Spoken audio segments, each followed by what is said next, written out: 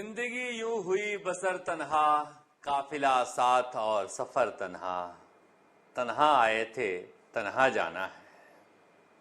वैसे गीता में भगवान कृष्ण ने पहले ही कह रखा है क्या लेकर आए थे जो क्या लेकर जाओगे, मगर सब बटोरने में लगे हुए हैं। आज इस ज्ञान को राजस्थान के मुख्यमंत्री Bhajanlal Sharma anti corruption bureau, भ्रष्टाचार निरोधक ब्यूरो के मीटिंग में देते हुए नजर आए। उन्होंने कहा कि भ्रष्टाचारी भले ही एंटी करप्शन ब्यूरो के नजर से बच जाए मगर भगवान की नजर से नहीं बचेगा। बाप अगर भ्रष्टाचारी है तो बुढ़ापे में बेटा पानी नहीं पिलाएगा। अगर तुम भ्रष्टाचारी हो, किसी को साथ में रखे हो, तो वो भी बुढ़ापे में पानी नहीं पिलाएगा। भ्रष्टाचारियों की दुर्दशा हमने बुढ़ापे में देखी है, बहुत बुरी होती है। क्या इस दिव्य ज्ञान के बाद राजस्थान में भ्रष्टाचार खत्म हो जाएगा? जिसने जिसने सुना वो अब कोई भी रिश्वत नहीं लेगा। सरकारी योजनाओं का पूरा लाभ जनता को मिलता रहेगा। पता नहीं, मगर धार्मिक प्रवृत्ति के मुख्यमंत्री भजनलाल शर्मा अपने पहले दिन से ही भगवान का डर भ्रष्टाचारियों को दिखा रहे हैं, उस दौर में जहां पर भ्रष्टाचारी भगवान का पैसा भी खा जा रहे हैं। पर एंटी करप्शन ब्यूरो के इस मीटिंग में जो कुछ कहा है भजनलाल शर्मा ने, उसके बाद कोई असर पड़ता है या नहीं पड़ता है, घर वाले इस बात को सुनेंगे, मानेंगे नहीं मानेंगे पता नहीं, मगर सवाई माधोपुर में या फिर दूसरी जगह एडिशनल एसपी स्तर के अधिकारी भी एंटी करप्शन ब्यूरो के भ्रष्टाचार में ही पकड़े गए हैं। वैसे इस सरकार में पिछली सरकार की तुलना में भ्रष्टाचार में कमी आई है, ये बात छिपी हुई नहीं है। चाहे एसओजी के मुखिया हो वीके सिंह, या फिर अपराध शाखा के मुखिया हो दिनेश एमएन, या फिर जयपुर के पुलिस कमिश्नर हो बीजू जॉर्ज जोसेफ, या पहले वाले डीजीपी हो या अब वाले राजीव शर्मा हो, वसुंधरा राजे और अशोक गहलोत के सरकार में पुलिस को एक सरकारी टूल बना दिया जाता था। सियासत का वो अड्डा होते थे।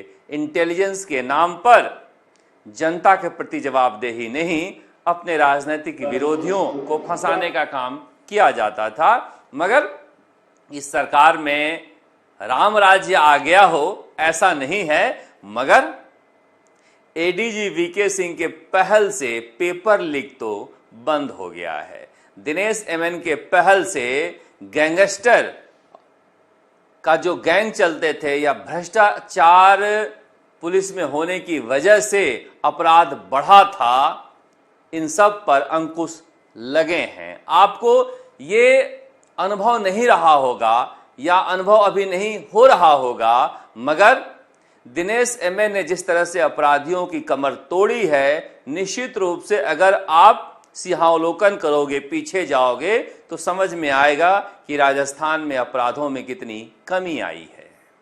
और जयपुर कमिश्नरेट में भी अब जमीनों का धंधा नहीं होता दिखाई दे रहा है। हो रहा हो तो संजय जाने। पर एक मोटा मोटी, जो कल भी मैं दैनिक भास्कर अखबार पढ़ रहा था, उसमें जालोर में 20 ट्यूबवेल खोद के 981 के नाम पर करोड़ रुपए उठा लिए गए 2022 में अशोक गहलोत सरकार में। अशोक गहलोत सरकार में जहां हाथ डालो भ्रष्टाचार ही भ्रष्टाचार था। एसओजी के मुखिया अशोक राठौर सारे पेपर लीक दबाने के लिए ही निकलते थे, पकड़ने के लिए नहीं।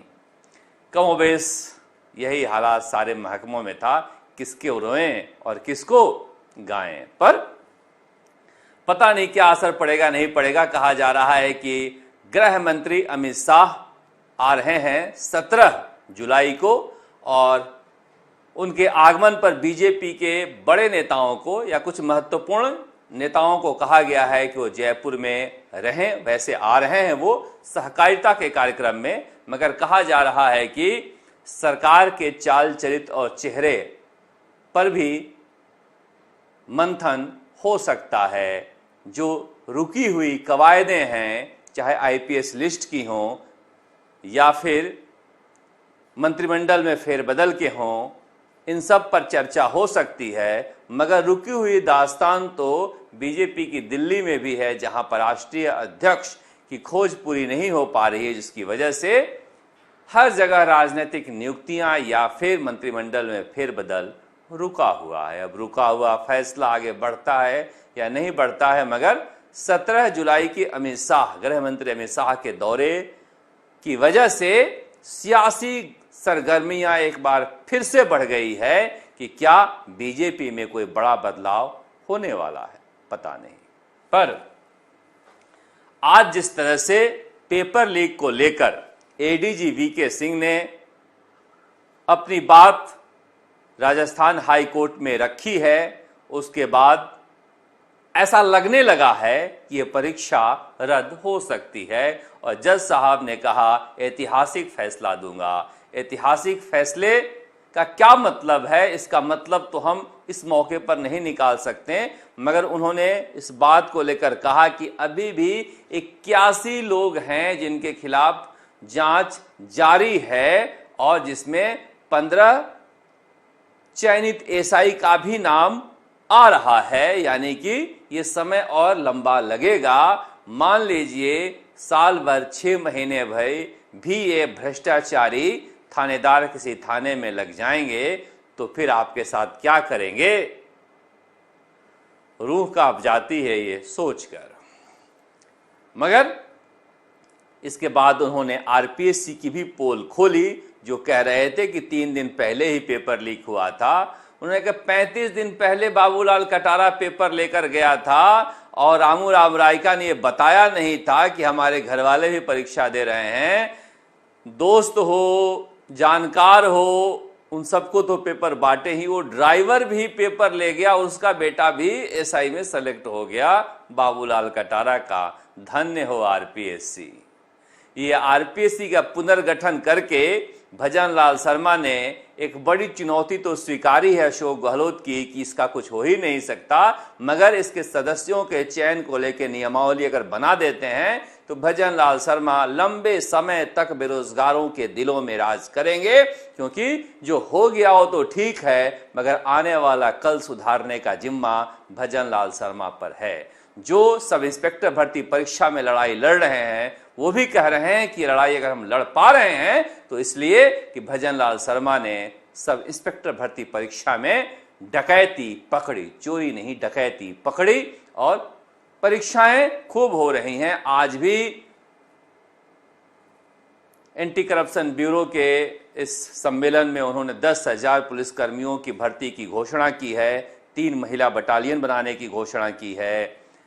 कल कैबिनेट की बैठक में 1 लाख नौकरियों का रास्ता खोला गया है। हम यही चाह रहे हैं कि भगवान तो राजस्थान में पानी बरसा ही रहे हैं, बिजली की समस्या कम हो ही गई है, नौकरियां मिल जाएं तो फिर जो सोच रहे हैं कि भजन लाल फेल होंगे तो मैं पास हो जाऊंगा, तो फिर हालात बदल भी सकते हैं।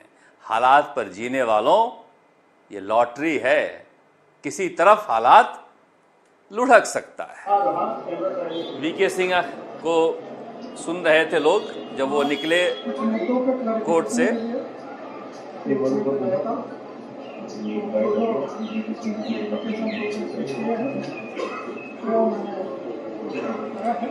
एसओजी को सुनने के बाद, वीके सिंह को सुनने के बाद ऐसा लगा कि भजन लाल शर्मा की सरकार में कम से कम पुलिसकर्मी खुलकर अपनी बात कह सकता है।